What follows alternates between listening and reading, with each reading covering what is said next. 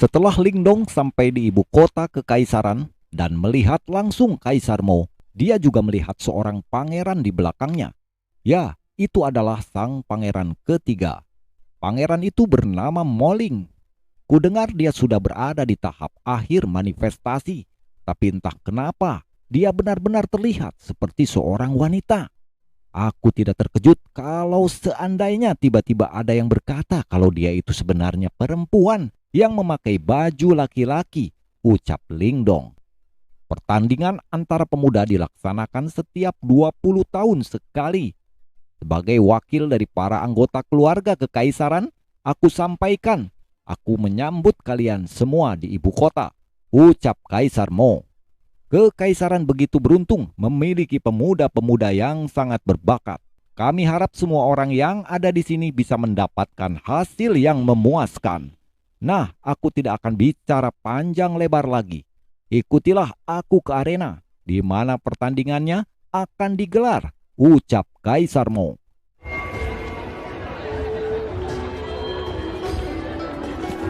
Sementara itu pangeran ketiga menoleh ke arah Lingdong. Kau pasti Lingdong ya? Yang sering dibicarakan akhir-akhir ini.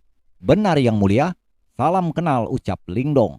Wah, aku sudah lama ingin sekali bertemu denganmu, ucap pangeran ketiga dengan terlihat gembira. Sementara itu tangan mereka saling menggenggam dengan kuat sampai-sampai Lingdong hampir terjatuh. Bagaimana menurutmu tentang kekuatan Lingdong itu? Tanya Kaisar Mo. Dia sangat mengagumkan. Klan Lin sangat beruntung kali ini. Mereka mengirimkan 2 orang pemuda yang sangat berbakat. Kalau dia jadi lawanmu, berapa persen kemungkinan kau akan menang? Tanya Kaisar Mo. Mungkin hanya sekitar 60% saja. Lingdong ini punya banyak teknik rahasia. Dan dia bukanlah seseorang yang bisa diremehkan, ucap pangeran ketiga. Jalinlah hubungan yang baik dengannya, ucap Kaisar Mo. Tentu saja, ucap pangeran ketiga. Sementara itu pada akhirnya mereka sampai di lapangan latihan kekaisaran. Kuharap pangeran ketiga itu tidak mengikuti kita kemari. Aku masih takut, ucap Lingdong. Pangeran Moling itu benar-benar cermat. Walaupun aku yakin dia tidak mengetahui tentang jimat batu dan simbol pelahap kuno milikku. Tapi dia pasti menyadari kalau aku menyembunyikan sesuatu. Selain hebat, Pangeran Moling juga rendah hati. Ling Langtian dan Wang Zhong tidak mungkin bisa sebanding dengannya. Sepertinya kau sedang jatuh cinta, ucap Xiao Dio.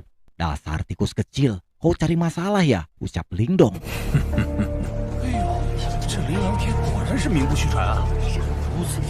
Tiba-tiba suara terdengar. Inilah tempat di mana pertarungan antara pemuda akan dilaksanakan. Di sini kita akan memilih 5 orang pemuda terbaik untuk mewakili Kekaisaran Yan di turnamen 100 Kekaisaran.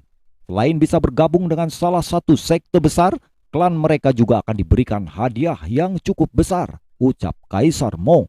Pertarungan antara pemuda dibagi menjadi 3 tahap. Tahap pertama adalah pertarungan antara 3 orang. Hanya satu pemenang yang bisa maju ke tahap selanjutnya. Tahap kedua dan ketiga adalah duel 1 lawan 1 antara para pemenang di tahap sebelumnya. Di tahap akhir ketiga, hanya 5 orang yang akan tersisa. Mereka akan mengikuti turnamen 100 Kekaisaran. Ini adalah nomor ujian yang menentukan jalan masuk kalian. Silakan ambil salah satunya, ucap Kaisar Mo. Aku ambil yang ini, ucap Lingdong sambil mengulurkan tangannya dan menangkap sebuah kotak kayu bernomor 9. Ada sekitar 50 orang yang ikut serta dalam turnamen ini. Aku penasaran, lawan macam apa yang akan kuhadapi, pikir Lingdong.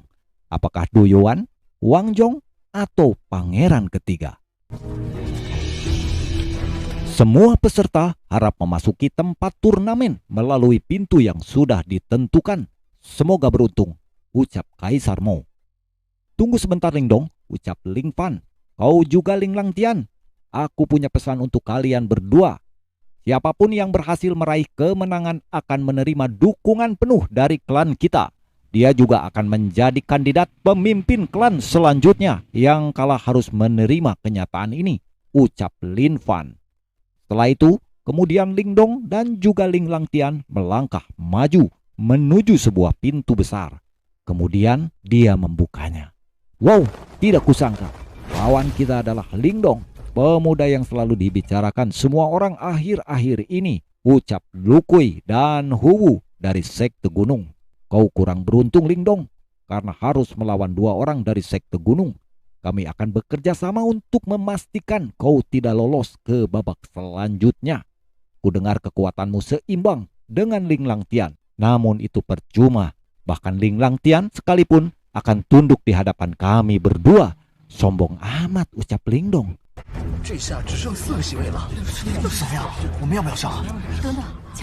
Kalau begitu mari kita lihat seberapa tangguhnya kau.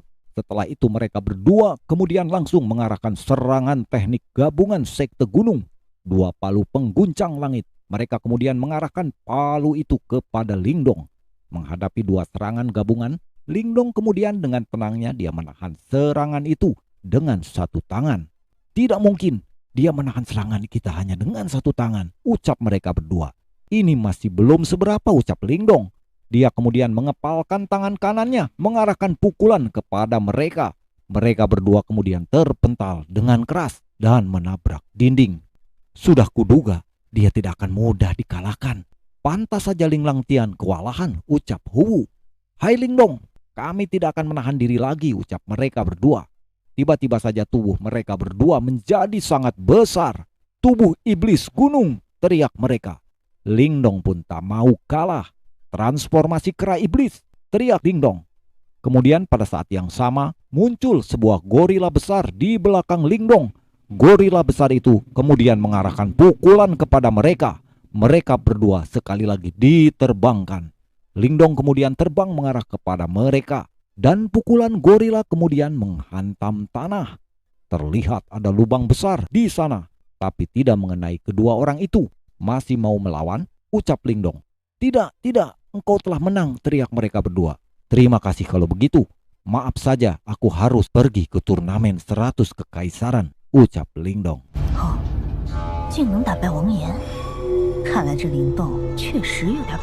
Pemenangnya adalah Lingdong. Silakan melaju ke tahap selanjutnya, ucap seseorang.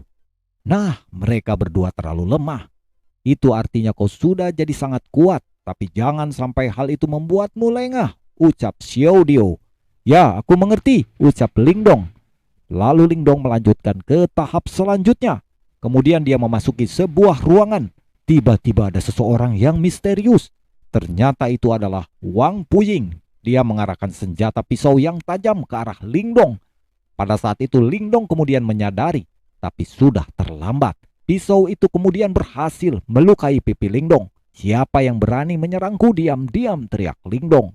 Aku tidak menyerang diam-diam. Aku hanya sedang memberi hukuman yang pantas untukmu Lingdong, ucap Wang Puying.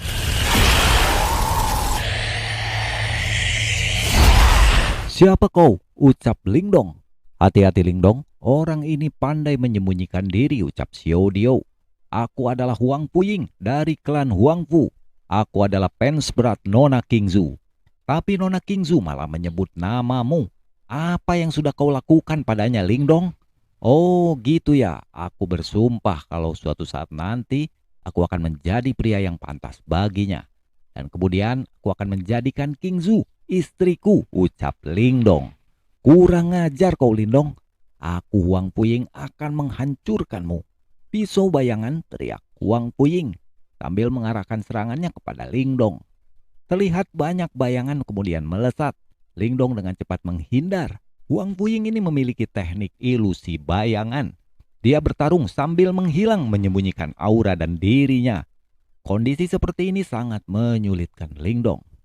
Hai Lingdong, aku pernah membunuh praktisi tahap manifestasi hanya dengan teknik ini, ucap Wang Puying. Aku tak tahu siapa yang kau bunuh sebelumnya. Tapi aku berbeda dengan praktisi lain, ucap Lingdong. Simbol pelahap kuno, lahap, teriak Lingdong. Simbol pelahap kuno lalu melahap semua bayangan yang ada di sana. Apaan ini? Ucap Wang Puying. Benda ini melahap teknik ilusi bayanganku. Bagaimana mungkin? Wang Puying kemudian terjatuh di pinggir Lingdong. Yo, bukankah ini si penakut Wang Puying yang suka main petak umpet? Ucap Lingdong. Apakah kau mau berhadapan langsung denganku? Ucap Lingdong. Tidak. Kemudian dia merangkak menjauh. Setelah itu Lingdong mendekati Huang Puying. Sedikit sakit rasanya saat kau menyerangku diam-diam seperti tadi. Lalu beberapa pukulan terjadi di sana. Oh, ternyata tanpa bayangan kau bukanlah apa-apa, ucap Lingdong. Terlihat Huang Puying sudah babak belur. Lingdong pun melangkah keluar. Pertandingan antara pemuda babak kedua, pemenangnya adalah Lingdong, ucap wasit.